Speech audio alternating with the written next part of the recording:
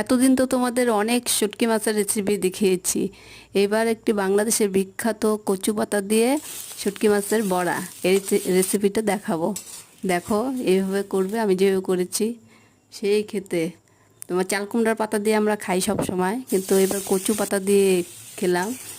বিশ্বাস করবে না, চাল কুমড়ার পাতার থেকে অনেক গুণ টেস্ট হয়েছে কচু পাতা দিয়ে। একটুকু চুলকানে, আমি তো ভয় পেয়েছিলাম প্রথমবার চুলকায় কিনা, গলা ধরে কিনা। না, আরও বেশি টেস্ট লাগে খেতে কচু পাতা দিয়ে।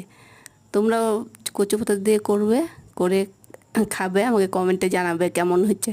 ঠিক আছে? প্রতিবারই চাল কুমড়া পাতা দিয়ে খাই, এবার চাল কুমড়া পাতা খুঁজলাম কিন্তু পেলাম না।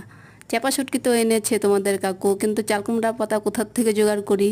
তারপর আমার মেজ ননদ ফোনে বললো, আরে বৌদি, ওই চাল কুমড়া পাতায় না হলে কচু পাতা দিয়ে করো। আমি ভাবলাম কী রে, কচু পাতা দিয়ে আবার খাওয়া যায় নাকি? করলাম, সেই টেস্টি হয় কচু পাতা দিয়ে।